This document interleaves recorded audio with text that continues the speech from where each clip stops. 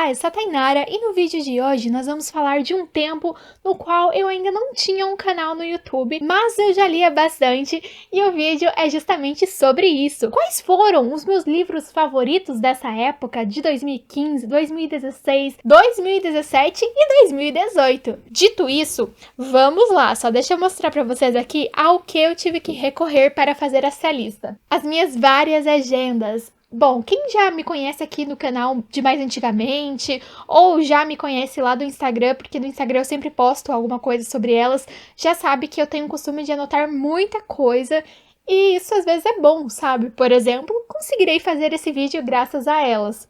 Então aqui, é claro, para hoje, as agendas que me foram úteis foram as agendas de 2015, 16, 17 e 18, mas vou mostrar para vocês todas. Eu não gosto de agenda pautada, nenhuma delas é pautada, ou seja, não tem data, não tem mês, nada disso.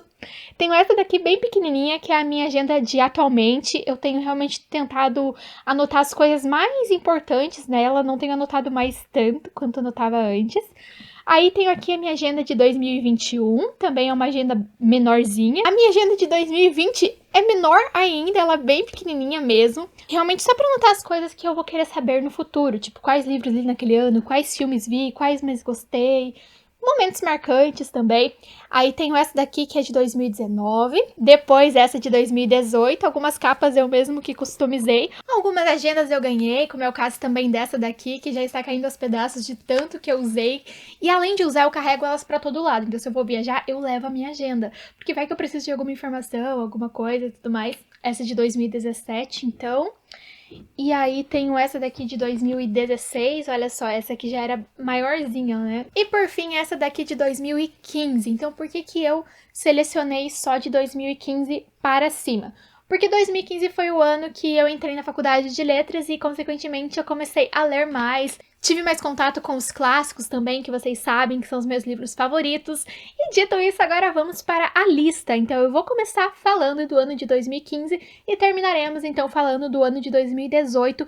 E eu não vou me prolongar muito sobre as resenhas dos livros, aliás, não vai ser nem resenha, eu vou realmente mencionar o título de cada um e fazer um breve comentário. Selecionei os 3 livros que eu mais gostei de cada ano, porque senão esse vídeo teria aí 2 horas, né? E não é o intuito. E também porque muitos desses livros, como eu li aí anos atrás, eu não me recordo muito bem para falar com propriedade de todos eles. Então, talvez eu comente mais aí sobre os meus sentimentos em relação a eles do que sobre a própria sinopse. Vamos começar com A Metamorfose, que está no meu top 3 de 2015, com certeza. Eu lembro que eu me apaixonei por essa história, além de ser aquela grande surpresa por termos aqui uma narrativa em média res, que já começa pelo clímax. Então, olha só, a primeira frase desse livro é uma frase assim que eu amo, talvez seja uma das melhores frases da literatura mundial. Cadê ela aqui? Achei. Certa manhã, após um sono conturbado, Gregor Samsa acordou e viu-se em sua cama transformado num inseto monstruoso. Ou seja, a gente não tem informação de quem era ele antes, de como ele se transformou em um inseto. A gente já começa por essa parte do clímax da história. Então é um livro fenomenal e aqui nós vamos ter várias críticas a essa utilidade das pessoas, em como elas têm valor enquanto elas são úteis para a sociedade e também, de certa forma, vamos ter contato com uma desumanização desse homem no momento que ele para de gerar renda, de trazer dinheiro para sua família. Nós vemos que o Gregor Samsa, quando ele tinha uma utilidade, ele era amado. E agora que ele se transforma nesse inseto monstruoso, ele é alguém que as pessoas têm desprezo. E é curioso que esse livro é um dos maiores da literatura mundial. Todo mundo aí que gosta de literatura já ouviu falar dele, mas ele levou apenas 20 dias para o autor Franz Kafka escrevê-lo. Um livro aí então de 1915 que eu tenho nessa edição belíssima da Editora Abril. Não sei se vocês conseguem ver muito bem, mas ele é em tecido e eu gostava muito dessas edições. Eu tenho mais uma ou outra aqui na minha estante, mas infelizmente é muito difícil de encontrar e quando a gente encontra é super caro e naquela época, 2015, paguei apenas R$20. Saudades daqueles tempos. Mais um livro favorito de 2015 foi O Estrangeiro, de Albert Camus. Eu não tenho este livro aqui na minha estante porque eu emprestei ele na biblioteca na época. Se eu soubesse que eu iria gostar tanto desse livro, eu teria comprado, mas eu vou comprar ele no futuro, quando eu for fazer aí uma releitura, porque o vídeo de hoje é sobre meus livros favoritos do passado, mas também poderia ser um vídeo de livros que eu pretendo reler, porque eu pretendo reler todos eles, até porque eu acho que não há resenha de nenhum deles aqui no canal, e eu gostaria muito de trazer a resenha deles pra vocês, porque foram livros aí que eu amei. E esse segundo livro de agora, então, um livro publicado aí no ano de 1942 e que vai seguir a história do Meursault. E me perdoem aí com as pronúncias dos nomes, que meu francês não é aquela coisa. O livro O Estrangeiro, ele é considerado como uma obra-prima do existencialismo.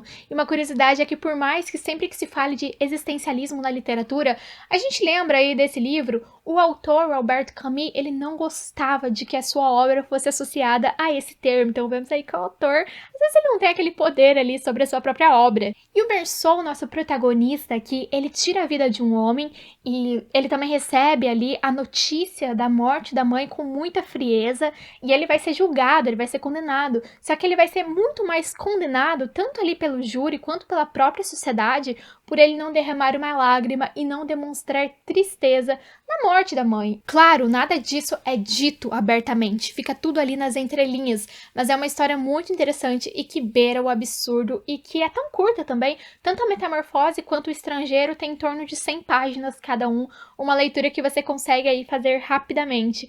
Se bem que não são livros tão leves assim, apesar de serem curtos. E agora vamos lá para a literatura argentina. O terceiro livro do top 3 de 2015 é As Noites de Flores, de César Aira. César Aira, autor argentino contemporâneo que tem uma obra muito vasta, uma obra bem fragmentada entre diversos gêneros, escreveu este livrinho que eu amei ler em 2015. Ele é um livro bem humorado, ele é um livro que traz muitas críticas sociais à sociedade argentina e é um livro recente, um livro contemporâneo do ano de 2004. Aqui nós vamos acompanhar o casal Aldo e Rosita, um casal de meia idade que, em meio à crise econômica, decide arrumar um novo emprego como entregadores de pizza.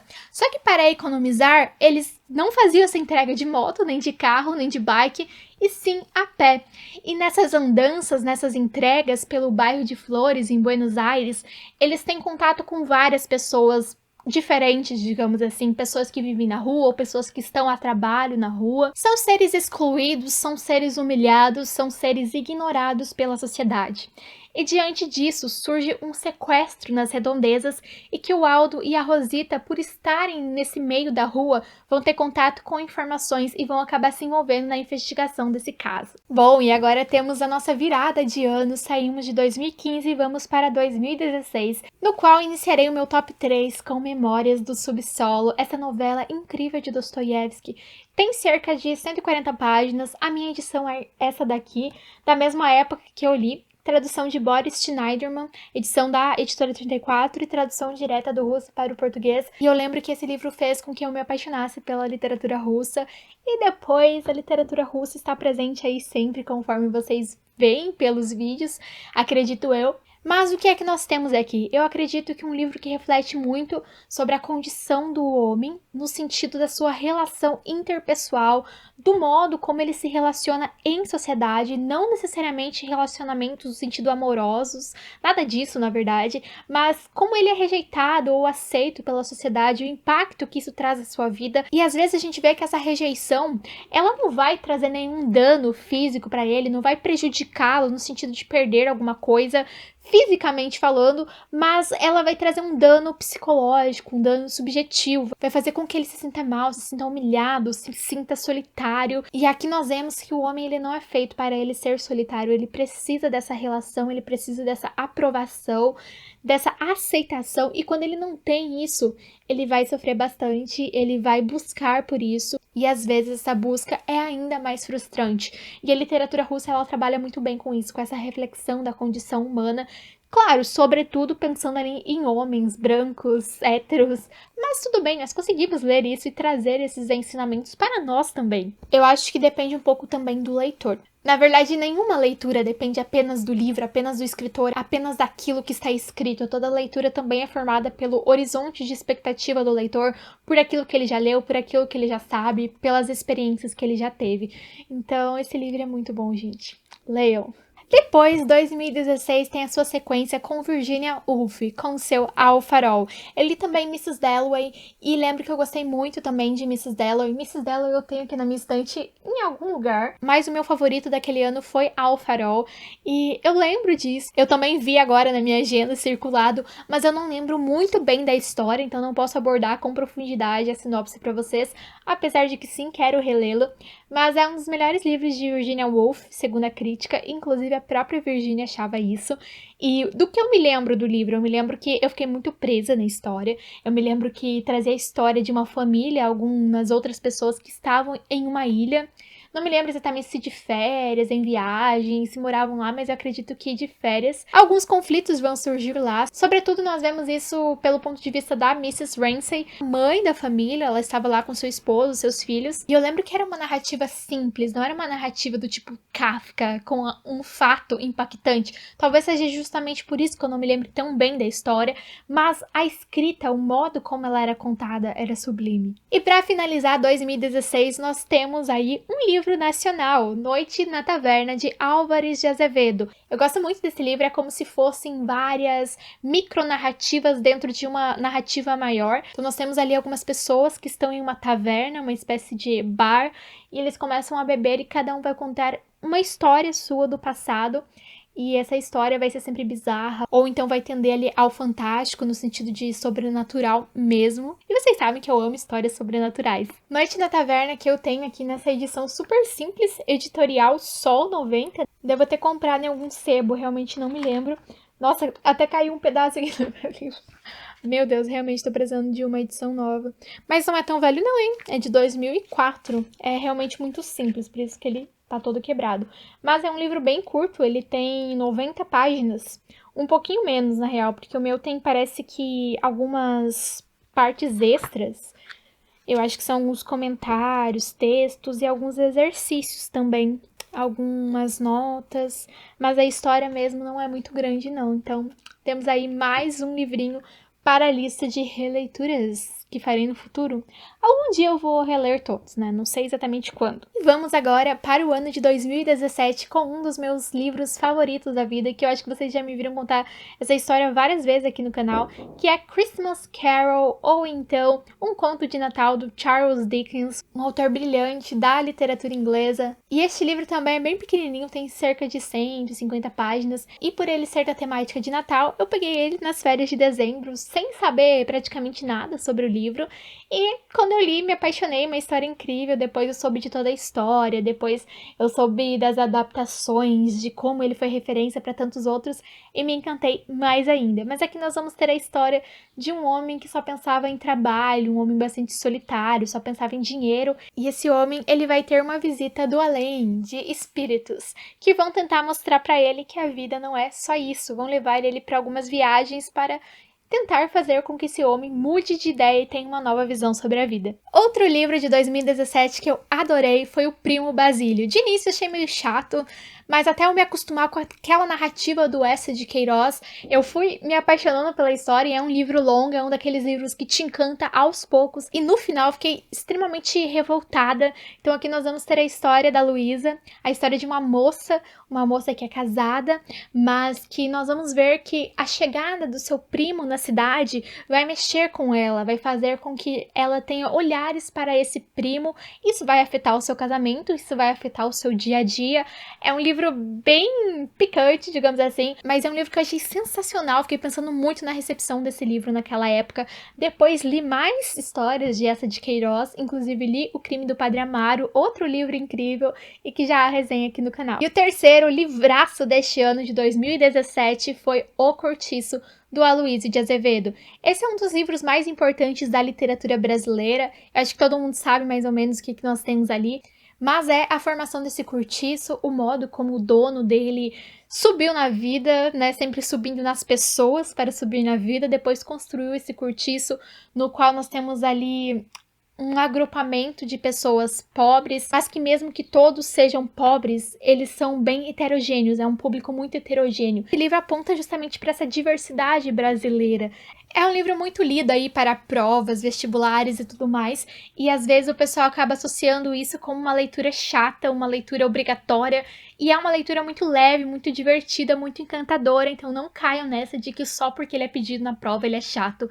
Isso não existe. Leiam o Cortiço que vocês não vão se arrepender. Bom, então já falamos aí do ano de 2015, 2016, 2017, já foram 9 indicações de livros ótimos que eu li, e agora vamos para o último ano dessa lista, que foi o ano de 2018. E bem, eu costumo dizer que o meu canal ele começou em 2021.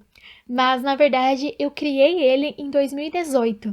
Então, foi no último mês de 2018, mês de dezembro, que eu postei meu primeiro vídeo aqui no YouTube. Mas 2021 foi um ano aí que eu comecei a postar com mais frequência e cá estamos em 2022 e vamos crescendo aí aos poucos. E agora, sem mais enrolações, falando de 2018, um ano que eu li Vidas Secas de Graciliano Ramos, um livro que me encantou, um livro tão curto e que eu nunca vou esquecer, principalmente da personagem Baleia, que era uma cachorrinha da história. Provavelmente você já deve ter ouvido falar desse livro. E se você não leu, leia, sabe? E cuidado, porque é bem fácil de pegar spoiler do livro. O spoiler que se pega desse livro, geralmente, ele acaba com a história, porque a história é muito bem escrita, não acabada, assim, mas sabe, tem uma coisa tão triste que acontece na história que você precisa sentir aquilo. Ninguém tem que te contar. Você tem que ler e vivenciar aquilo por si mesmo.